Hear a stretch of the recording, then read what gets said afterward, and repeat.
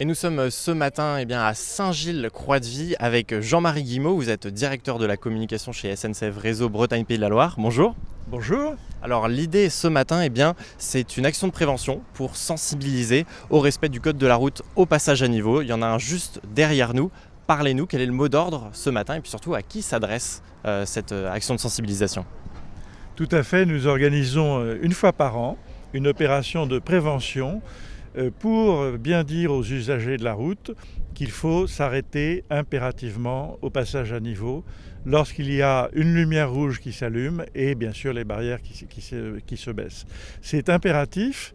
On pense parfois qu'on peut passer, surtout ici à Saint-Gilles où ça met parfois quelques minutes avant que le train n'arrive, mais c'est une fausse illusion, c'est extrêmement dangereux. Dès que les lumières clignotent, dès que les barrières s'abaissent, on s'arrête.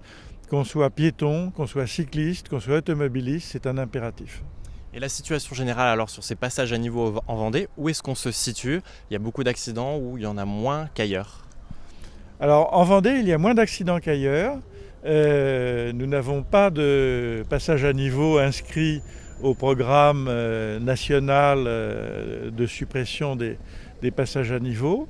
Mais il faut faire très attention, surtout sur un passage à niveau urbain, comme celui où on est, dans la mesure où on voit bien qu'il y a de plus en plus d'usages différents de la route. Il y a beaucoup de cyclistes, beaucoup plus qu'avant, et un train ne peut pas s'arrêter. Vous pouvez piler en voiture, voire en autocar. Un conducteur de train, c'est des roues en métal, sur un rail en métal, donc il ne peut pas s'arrêter avant plusieurs centaines de mètres. Donc il faut que ce soit les autres usagers qui ne sont pas prioritaires qui s'arrêtent.